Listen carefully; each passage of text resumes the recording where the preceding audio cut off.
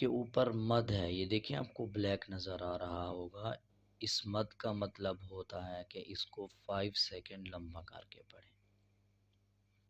اس مد کا مطلب ہے کہ اس مد کو 5 سیکنڈ لمبا کر کے پڑھیں۔ الف لام،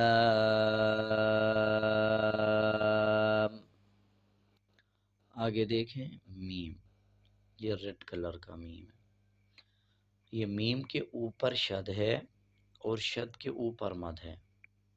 جیسے پہلے بتایا پچھلے الفاظ میں کہ مد کا مطلب ہوتا ہے کہ 5 سیکنڈ کھینچ کے پڑھیں۔ یہ شد ہے، شد کے 3 مطلب ہوتے ہیں، بات کو پوری توجہ سے سننا ہے۔ اگر آپ کے پاس نوٹ بک ہے تو آپ نوٹ بھی کر لیں کہ شد کے 3 مطلب ہوتے ہیں۔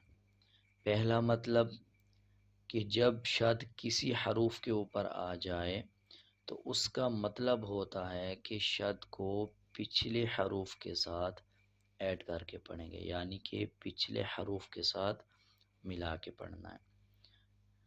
دوسرا شد کا مطلب ہوتا ہے کہ جب یہ نون اور میم کے اوپر آ جائے تو غنہ کرتے ہیں، اور غننے کی آواز ناک سے آتی ہے۔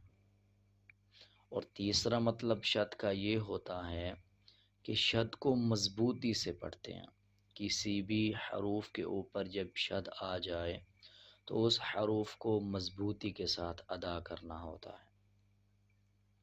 اگر آپ کو شد کے 3 مطلب نہ سمجھ آئیں تو آپ کومنٹ میں دوبارہ بھی پوچھ سکتے ہیں، اور آپ کوشش کریں کہ اس ویڈیو کو آپ ڈاؤن لوڈ کر کے رکھ لیں، انشاءاللہ آپ کے لیے بہت فائدہ مند ہوں گی۔ آپ اکٹھا ملا کے پڑھیں گے اور میم پہ غنہ بھی کریں گے۔ الف لام میم، جیسے آپ کو بتایا کہ میم اور نون کے اوپر جب شد آئے گا تو غنہ ہوگا، اور غننے کی آواز ناک سے آئے گی۔ لام